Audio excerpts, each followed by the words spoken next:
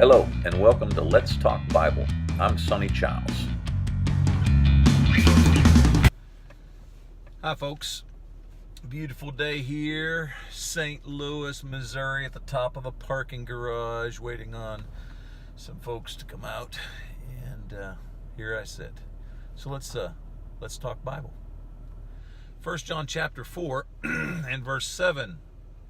Dear friends, let us love one another, for love comes from God. Everyone who loves has been born of God and knows God, are 3 points that we'll look at. Obviously, being a good contextual student, you want to know what came prior. And so just prior to this verse, we look back and we see that John was addressing the spirit of truth and the spirit of falsehood. We've been looking at a context relative to the Antichrist and false teachers, that kind of thing. Well, he is going to have this insert to, I think, offset perhaps some of the harshness of the thoughts that one has with regards to the Antichrist, also giving us confidence. Again, the 3 points. He says, dear friends. Earlier he called us children. Now he's talking to us as friends, and he says, let us love one another, a theme that runs throughout the book of 1 John. John is often thought of as being that elderly gentleman that could not stop talking about the love of God.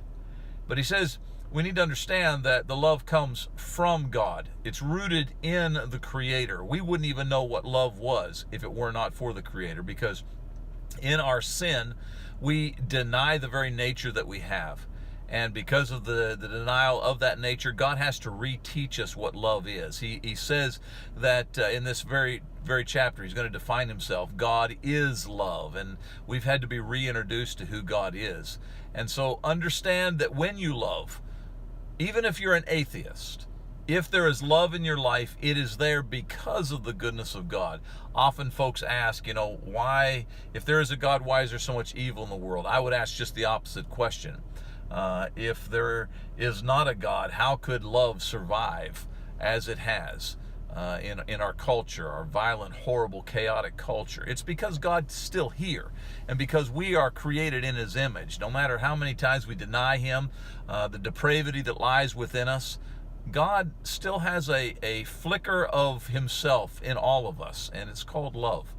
So, number one, understand that love comes from God. Number two, everyone who loves has been, number two, born of God. And so the true love that comes about, not the type of love that's just kind of a small flicker within us. It's the type of love that dominates us, it makes us a better person. That kind of love comes because we were born again. We were actually born of God. We've had this rejuvenation, this regeneration has taken place. We are a new creation, new creature. And so it's not love, that is, it's not just of God, or from God, but it is something that we get because we are born of Him, of His very nature. And then lastly, he says that everyone who loves has been born of God and knows God. Maybe the greatest identifying marker of somebody who actually has a relationship with the Creator, a proper relationship with the Creator, is whether or not they have true, genuine love. Now, let's be careful here, because our culture would suggest to us that if you just tolerate everything around about you, throw your arms wide, and allow people to just be what people want to be, that's true love. That's not the word that is used in this passage.